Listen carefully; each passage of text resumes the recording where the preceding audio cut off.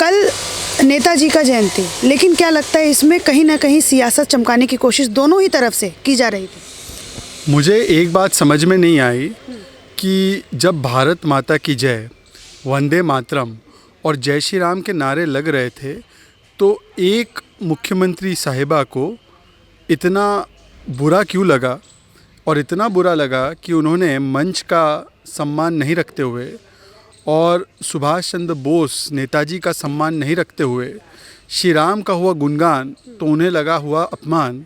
ये ऐसा क्यों हुआ, मेरी समझ के परे हैं। और मैं कल रात से ही खोजने की कोशिश कर रहा हूँ कि इन 3 नारों में से कौन से नारे पर आदरणीय मुख्यमंत्री ममता बनर्जी जी को इतनी आपत्ति हुई। क्या भारत माता की जय से, या वंदे मातरम से, या जय श्री राम से? आपको पता चला? सर, यहाँ से मैं एक और सवाल आपसे करूँगी। यहाँ पे लोग ये सवाल उठा रहे हैं कि ना कभी प्रधानमंत्री जी ने ये कभी सोचा कि कभी जाकर के हम कलकत्ता में जाएं और जाके नेताजी की जयंती के दिन हम कुछ ऐसा कार्यक्रम करें। पहली बार उन्होंने भी किया और ममता जी ने भी पहली बार 9 किलोमीटर का परेड किया, इसीलिए इसको कहीं ना कहीं राजनीतिकरण इसमें माना जा रहा है। क्या कहेंगे सर? बिल्कुल गलत है। आदरणीय प्रधानमंत्री नरेंद्र मोदी की राजनीतिक विरासत ही सुभाष चंद्र बोस वाली है। जब 2014 में चुन कर आए तो 2015 में पहली बार 100 फाइलें उन्होंने डिक्लासीफाई की नेताजी की। कई सारे तथ्य भी सामने आए नेहरू सरकार के बारे में। उसके बाद 2018 की बात करें तो 75 वर्ष हुआ था नेताजी ने जब तिरंगा ऊंचा किया था पहली बार, उसको मनाने का काम उनकी सरकार ने किया। 2019 की बात करें तो 75 वर्ष हुए थे आज़ाद हिंद फौज की सरकार को। और दरअसल कई लोग मानते हैं कि देश के पहले प्रधानमंत्री तो सुभाष चंद्र बोस ही थे। उन्होंने आज़ाद हिंद सरकार बनाई थी नेहरू जी की शपथ से कई वर्षों पहले। तो उसकी भी जो एक तरीके से उसको सेलिब्रेट करने का काम उन्होंने ही किया।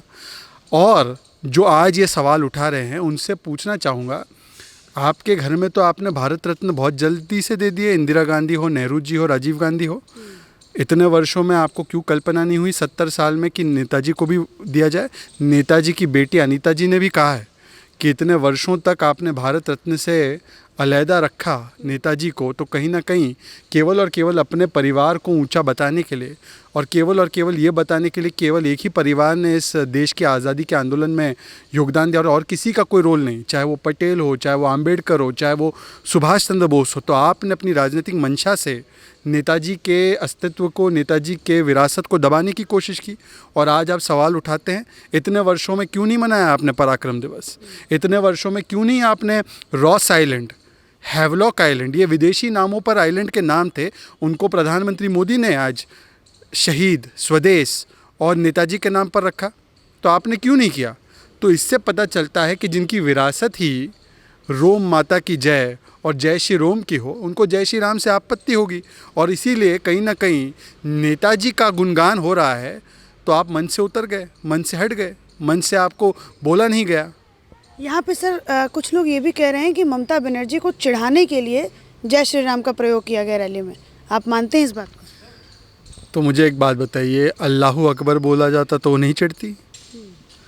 अफजल हम शर्मिंदा है के नारे लगते हैं तो वो तो सेकुलर कहे जाते हैं जेएनयू में। और जय श्री राम का नारा लगता है तो वो राजनीतिक, वो कम्युनल, और वो चिढ़ाने के लिए। जय श्री राम कोई पॉलिटिकल पार्टी का नारा नहीं है। जय श्री राम का मतलब है कि राम जी की जय हो। और राम जी का अस्तित्व कोई आज का नहीं है। बीजेपी तो 1980 में बनी, जनसंघ 1950 में बना। क्या श्री राम 1980 और 1950 के हैं? श्री राम तो इस दुनिया के शुरुआत से पहले से। तो श्री राम का नारा किसी को चिढ़ने वाला कैसे लग सकता है? ये मेरी समझ के परे है। पर मैं आपको बताता हूँ असली कारण क्या है। चिढ़ वोट बैंक की है। चिढ़ इसकी है कि मेरा वोट बैंक कहीं बुरा ना मान जाए। तो ये तुष्टीकरण का वायरस जो है ना, इसके चलते अब जय श्री राम से कुछ लोगों को सोशल डिस्टेंसिंग करना पड़ रहा है। ठीक है सर, देश नायक दिवस उन्होंने इस जो ये कार्यक्रम था इसको देश नायक जो है दिवस का नाम दिया।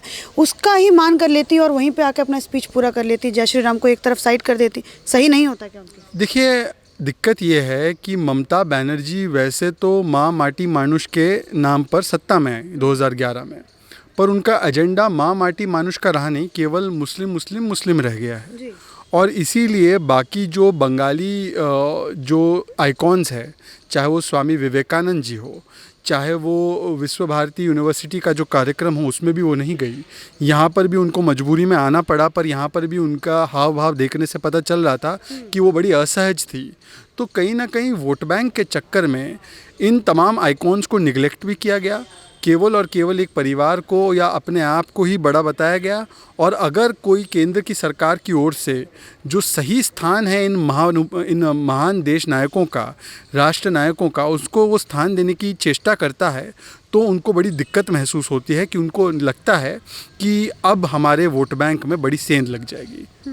सर, यहाँ पे उन्होंने ये भी कहा मंच पे खड़े होकर के कि ये अच्छी बात नहीं है किसी को बुला करके अपमानित करना। तो किस तरीके से बीजेपी ने ममता बनर्जी को कल जो है मंच पे अपमानित किया? मैं आपको एक वीडियो दिखाऊंगा और अगर ममता बनर्जी मानती है कि वो जो नारे लगे उनसे उनका अपमान हुआ है तो मैं उनसे पूछना चाहूँगा कि इससे क्या हुआ।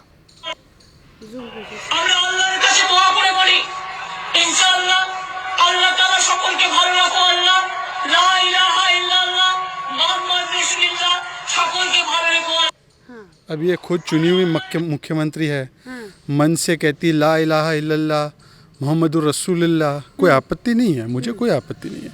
टोपी लगा के लोग इफ्तार में भी जाते हैं। कई बार अपने राजनीतिक मंच में अपने राजनीतिक पार्टी के नाम में मुस्लिमीन कहते हैं। कुछ कांग्रेसी तो वैसे तो कोट पे जनेऊ पहनते हैं, अंदर खाने बोलते हैं कि हम मुसलमानों की पार्टी है। मुझे कोई आपत्ति नहीं है, आपकी सेकुलरिज्म आपको मुबारक हो, पर मुझे एक बात बताइए कि क्या राम को और हिंदुओं को गाली देना ही सेकुलरिज्म है?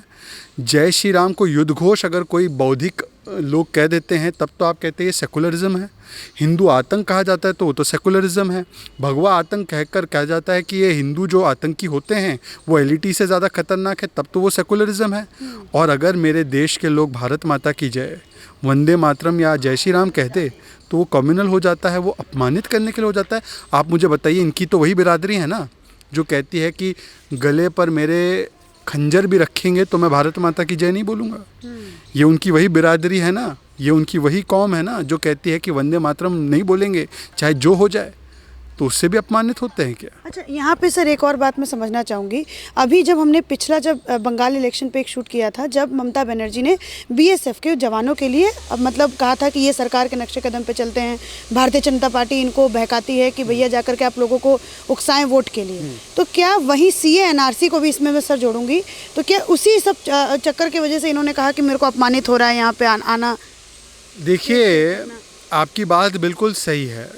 चाहे वो कल का वाक़या हो कि वो जय श्री राम से चिढ़ गई, या उससे पहले का वाक़या हो जिसमें कल्याण बनर्जी ने श्री राम के बारे में जो अपमानजनक बातें कहीं, या उससे पहले फिराद हकीम ने जिस तरीके की बातें बीएसएफ की बोली, ये सिम्टम है।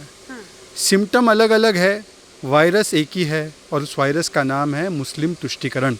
और मैं आपसे कह दूं, मैं भारतीय मुसलमान हूँ, श्री राम मंदिर के लिए मैंने चंदा दिया है। जय श्री राम कोई राजनीतिक नारा नहीं, जय श्री राम कोई धार्मिक नारा भी नहीं है। जय श्री राम देश की सांस्कृतिक एकता का नारा है, विश्व की शांति का नारा है।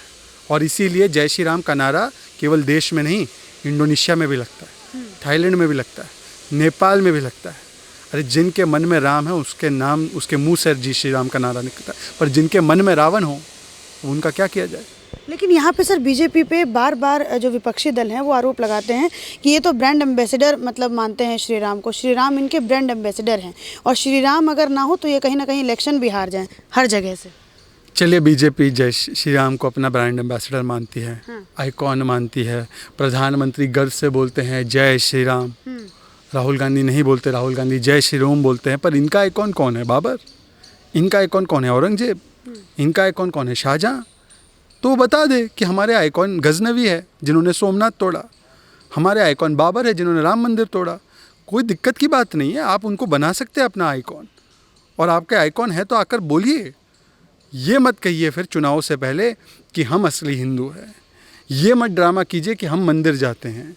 ये मत कहिए कि हम हिंदू संस्कृति और हिंदुओं के लिए सबसे ज़्यादा काम हमने किया, हमने मंदिर के ताले खुलवाए, हमने रामायण दिखाई। ये सब मत कहिए, फिर खुल कर कहिए कि बाबर, अफजल और औरंगज़ेब हमारे आदर्श है, हमारे राजनीतिक बपौती हमारी यहीं से आती है। ठीक है, तो सर यहाँ पे मैं एक और सवाल करना चाहूँगी कि कल का जो राजनीतिकरण करने की कोशिश की गई थी उसमें कौन पास हुआ और कौन फेल हुआ? सर श्री राम का नाम जो उच्चारते हैं वो कभी राजनीति नहीं करते, वो देश की एकता चाहते हैं। और जो श्री राम के नाम से उनको गुस्सा आता है तो वो रावण नीति पर काम कर रहे हैं। और रावण की नीति हमेशा ही देश को, समाज को, संस्कृति को तोड़ने वाली रही है। तो अब कल साबित हो गया कि श्री राम का अनुयायी कौन है मंच पर और रावण के अनुयायी कौन है मंच पर, ये साबित हो गया है। लेकिन महुआ मोइत्रा ने सर ये सवाल उठाया बीजेपी के ऊपर कि मतलब जब पीएम प्रधानमंत्री जब भाषण दे रहे थे तब कोई जय श्री राम नहीं बोला, लेकिन वहीं जब जैसे ही ममता बनर्जी आई वैसे ही जय श्री राम का नारा लगना शुरू हो गया। क्या कहिएगा? अब जिनके मन में और जिनके दिल में श्री राम बसे हैं उनको बुलवाने की वैसे ही ज़रूरत नहीं पड़ती। जो काफिले रोक रोक कर लोगों को जय श्री राम बोलने के लिए जेल में डालते हैं उन्हीं के तो मुख से सुनना पसंद करेंगे ना आप। अच्छा। पर जिनकी गारंटी हो कि जो बोलेंगे ही और जो मानते ही हैं और जो राम के नक्शे कदम पर वैसे ही काम कर रहे हैं और राम मंदिर में सबसे ज़्यादा योगदान जिनका रहा है और मंदिर और राम और हिंदुओं के प्रति जिनकी वैमनस्य की भावना ना हो, जो हिंदू अपने आप को मानने में अपमान या हीन भाव से नहीं महसूस करता हो और जो खामखा की तुष्टीकरण की राजनीति पे ना चलता हो, राष्ट्र प्रथम सबका साथ सबका विकास वाली राजनीति पर चलता हो, तो उसके सामने उच्चार के क्या मिलेगा? जिसके दिल में राम बसा है उसके सामने क्या उच्चारेंगे? तो इसी वजह से मतलब ये भी इल्ज़ाम लगाया जा रहा है कि भाजपा के कार्यकर्ता ही सामने बैठ करके जय श्री राम का नारा लगा रहे थे ममता बनर्जी को चिढ़ाने के लिए। ये आखिरी क्वेश्चन नहीं, मेरा आखिरी सवाल जवाब यही है। तो ये मान के चले कि टीएमसी के लोग नहीं चिल्लाते ना जय श्री राम के नारे, ये बेपक्का हो गया। मंत्री सर रैली में उतर के हिंसा पे उतर जाते। अच्छी बात है, बीजेपी के लोग चिल्लाते हैं जय श्री राम और टीएमसी के लोग अब कौन सा नारा चिल्लाते हैं मैंने तो आपको एक दिखा दिया। बाकी कौन से नारे चिल्लाते हैं आपके सामने अगर वो आएंगे इंटरव्यू में तो उनको पूछना कि अल्लाहू अकबर के, अफजल हम शर्मिंदा के, ला इलाहा इल्लल्लाह के, सीए एनआरसी काका छीची के, कौन से नारे वो चिल्लाते हैं टीएमसी वाले, उनसे ज़रा पूछ लीजिए। क्योंकि ये तो भारत का नारा है, जय श्री राम, जय हिंद, वंदे मातरम, भारत माता की जय, ये तो भारतीय नारे हैं। अब विदेशी नारे अगर उनको पसंद है तो वो लगा सकते हैं। बस ये आखिरी क्वेश्चन होगा इस मुद्दे पे कि उन्होंने कहा था, टीएमसी की तरफ से ये कहा गया कि 30% की राजनीति से हम शुरू करेंगे, तो ये शुरुआत थी 30% की राजनीति से। दिक्कत की बात यह है कि केवल 30% की राजनीति नहीं, सरकार भी 30% की चल रही है। चाहे वो कमीशन 30% लेना हो, चाहे वो 30% केवल एक समुदाय को तुष्टीकरण के माध्यम से खुश करना हो और 70% को ऐसा महसूस कराना हो कि उनका कोई इस प्रदेश में कोई लेना देना ही नहीं है। और इसीलिए कहीं ना कहीं रामधेनु को भी रंगधेनु बना दिया। इसीलिए दुर्गा पूजा के विसर्जन के समय रोक लगा दी, मुहर्रम के ताजिया चल रहे थे। इसीलिए जय श्री राम बोलने पर लोगों को जेल में ठूस दिया गया।